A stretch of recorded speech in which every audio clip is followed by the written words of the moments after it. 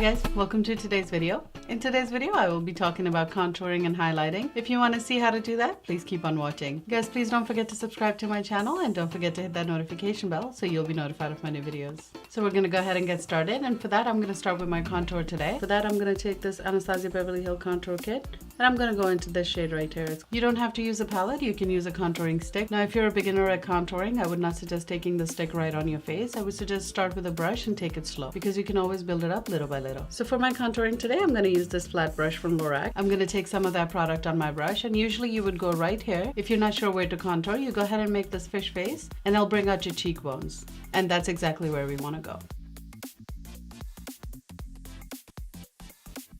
Now I usually stop right here. This is kind of the end of my eye, and I don't go any further than this because if you bring it down, it starts to look a little muddy sometimes. Then I'm going to go ahead and do the same thing on the other side. Then I'll also take this down here, and then I will bring it down right here on my jawline. I'm going to repeat the same steps on the other side. After that, whatever's left on my brush, I'm going to take this on my jawline, just so it creates that shadow. I'm going to take some of it on my forehead. Now, if you have a small forehead, you don't want to do this. I'm going to take whatever's left on my brush right here. And then using my finger, I'm going to take some of the product right here. For blending out my contour, I'm going to use this angled brush from Real Techniques. So what I'm going to do is I'm going to go ahead and start stippling it just on top of it. We don't want to move the product, we just want to stipple it, so buff it out. We're using this darker color to create shadows on our face, and usually you want to contour with the 2 to 3 shades darker than your skin tone. Now don't worry if it looks a little crazy here, we're going to fix that a little bit later. Once we've buffed it out, we're going to go ahead and start with our concealer. I know it looks a little crazy right now, but it will all make sense at the end. For highlighting today, I'm going to take this Tarte Shape Tape in the shade Light Medium Honey. Now just as for contouring, we use 2 to 3 shades darker for our skin tone. For highlighting, we're going to go ahead and use 2 to 3 shades lighter than our skin tone.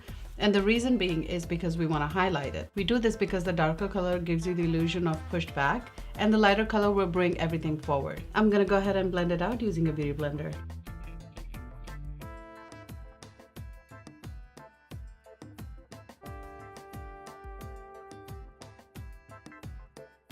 So next what I'm going to do is I'm going to take my beauty blender and spray it with my all-nighter, and then I'll start to blend everything out together.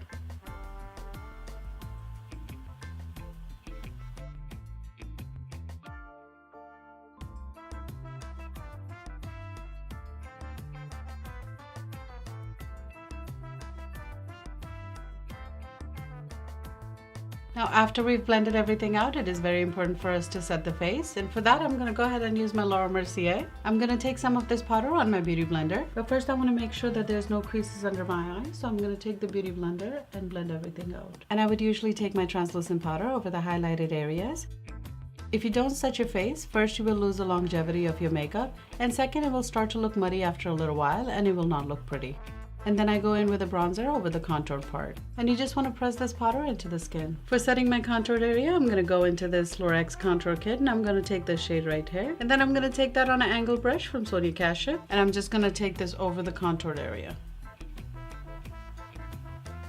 Now if you've noticed, I always like to press this product in, only because I want to set it in place.